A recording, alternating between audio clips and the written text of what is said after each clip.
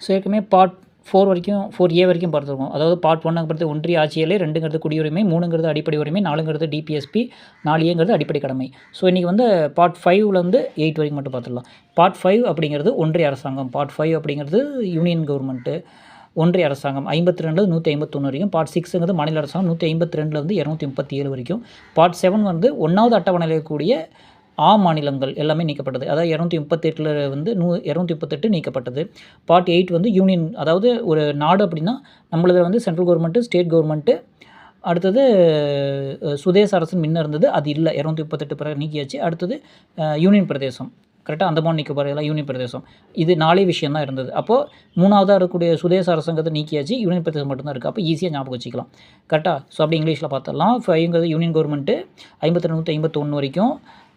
Part 6ங்கிறது state 152 237 வரைக்கும். Part 7 வந்து part B first ஷெடியூல்லேருந்து 238 நீக்கி, அதாவது பிரின்சிபல் ஸ்டேட்ஸ் டெலிட் பண்ணியாச்சு. பார்ட் 8 அப்படிங்கிறது யூனியன் டெரிட்டரிஸ் 239 242 வரைக்கும். ஸோ இதுதான் நம்ம ஷார்ட்கட். என்னன்னா யூனியன் 5 விரல். அப்போ யூனியன் கவர்மெண்ட்டு 52. அடுத்து ஸ்டேட் கவர்மெண்ட்டு 152. ஸ்டேட் கவர்மெண்ட்டு 6 வந்து ஸ்டேட் கவர்மெண்ட்டு 152. அடுத்தது சுதேச அரசுகள் பிரின்சிபல் ஸ்டேட், ஃபஸ்ட்டு ஸ்டேட்டில் இருக்கக்கூடிய பிரின்சிபல் ஸ்டேட்டு 238 டெலிட் பண்ணியாச்சு, அது கிடையாது. 8 வந்து யூனியன் டெரிட்டரிஸ் 239 238 230 52 152. இது ஞாபகம் வச்சுட்டாவே இதுக்கு முன்னாடி நம்பர் தூக்கி அங்கே போட்டு விடலாம். ஸோ இது அந்த பார்ட் பின்னு சொன்னோம் இல்லையா. ஸோ அது என்ன அப்படின்னு பார்த்துக்கிறதுக்காக தான். ஸோ ஃபஸ்ட்டு வந்து பிரிட்டிஷ் ப்ராவின்சஸ் இருந்தது, அதாவது பிரிட்டிஷ் மாகாணங்கள் இருந்தது. அடுத்து பி அப்படிங்கிறது பிரின்சிபல் ஸ்டேட்ஸு, சுதேச அரசுகள் 93 சுதேச அரசுகள் சுதந்திரம் வாங்குறப்ப நம்ம 1942 கிரியேட் பண்ணோம் இல்லையா. ஸோ அதுதான். அடுத்து சிங்கிறது சீஃப் கமிஷனர் ப்ரொவின்சஸ்ஸு. அடுத்தது தலைமை ஆணைய மாகாணங்கள் இருந்தது. அது ஈங்கிறது அந்தமான் நிக்கோபார். ஸோ இப்போ அப்படியே கொஸ்டின்ஸ் ரிவைஸ் பண்ணிடலாமா. டெஸ்ட் வச்சிடலாம். ஒன்றிய அரசாங்கம் வந்து 52 ஸ்டார்ட் ஆகும். மாநில அரசாங்கம் அப்படிங்கிறது 152 ஸ்டார்ட் ஆகும். ஃபஸ்ட் அட்டவணையில் சுதேச அரசுகள், அது பி ஸ்டேட்ஸு, சுதேச அரசுகள் வந்து 238 நீக்கியாச்சு. யூனியன் பிரதேசம், யூனியன் டெரிட்டரிஸ் வந்து 239.